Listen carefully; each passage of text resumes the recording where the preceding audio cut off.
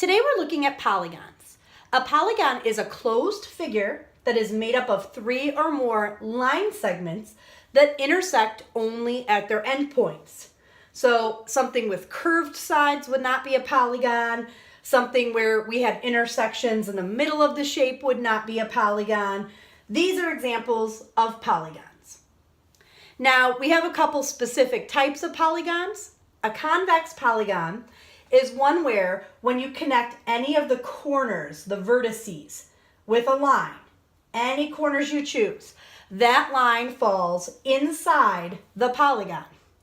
A concave polygon is one where if I draw a line connecting 2 of the corners, it can land outside of the shape. Anytime a line lands outside the shape, it's a concave polygon. Now, a regular polygon is one where every single side and every single angle is congruent.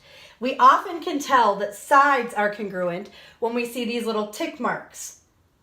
We can tell angles are congruent when they have the same number of little arc marks. So these all have a single arc mark. So all of the angles and all of the sides in this hexagon are congruent. It's a regular polygon. Now, if we're trying to find the sum, the total of all the interior angles in any polygon, we need to first figure out the number of sides, and n is going to stand for the number of sides. We subtract 2 from that, and then multiply by 180, and we'll know what all of the angles inside of that polygon add up to. So if we're trying to find the sum of the interior angle measures of this school crossing sign, we'd first need to count up how many sides the shape has. It's got 5 sides, so I'm going to put 5 in for n.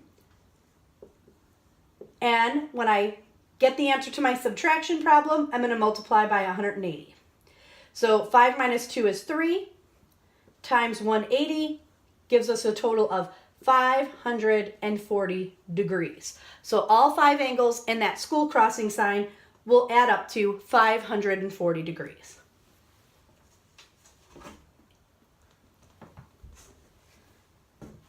Let's say we're given 6 angles in this shape and one is missing. One is labeled as x and they want us to find the value of x.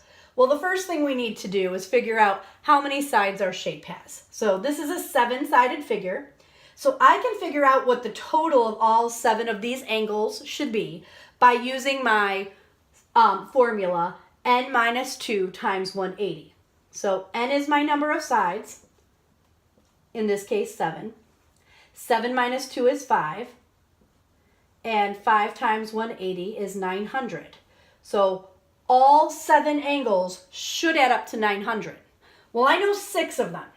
I know there's an angle that's 140, one is 145, 115, 120, 130, 128, and my angle x, and it all adds up to 900. Now, if I add up these 6, I get a total of 778.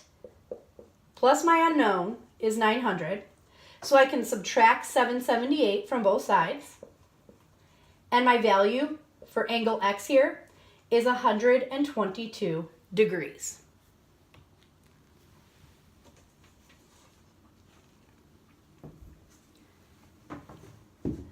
Let's look at a real-life example here. We have a cloud system discovered on Saturn. It's approximately the shape of a regular hexagon. So they want us to find the measure of each interior angle of the hexagon. Well, hexagons have 6 sides, so the first thing I can do is figure out the total for all 6 angles inside of my hexagon by doing 6 minus 2 times 180. So 6 minus 2 gives us 4. And 4 times 180 is going to be a total of 720 degrees. Now, since it's a regular hexagon, that means all 6 angles inside are equal in degrees. They're congruent. So I can do 720, my total, divided by 6. So each angle in that hexagon is 120 degrees.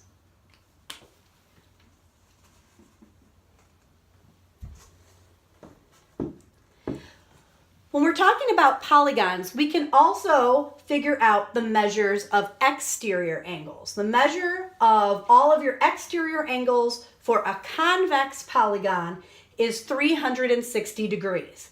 So if I have a shape and I extend my lines so that I have an exterior angle attached to each interior, basically, here I would have 4 interiors and 4 exteriors.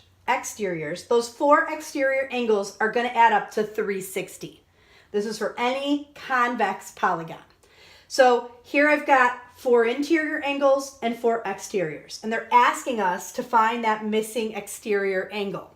So in this case, I'm given 3 out of 4. So I've got 127, 50, 91, and X, and they're going to add up to 360. So I could add up those 3 angles, and the 3 of them add up to 268. I will subtract 268 from each side, and angle X for this polygon, this convex polygon, is going to be 92 degrees. So my missing one is now 92 degrees. So my 4 angles are 50 degrees, 92 degrees, 91 degrees, and 127 degrees. Let's take a look at one more. In this one, I'm given 3 interior and 3 exterior angles. The exteriors are 124, Z, and this one is Z plus 26, and it's going to equal up to 360. Well, I know I've got 2 Z's in here, and I can combine my 124 and my 26 to get 150, and it's all going to add up to 360. So the first thing I'm going to do is subtract 150 from each side, which leaves me with 2Z equals 210, and I'm going to divide each side by 2. So the value Z is worth 105 degrees, which means this angle right here is 105 degrees. This angle is Z plus 26. So I actually have to do 105 plus 26, and I get a grand total of 131 degrees for this missing angle.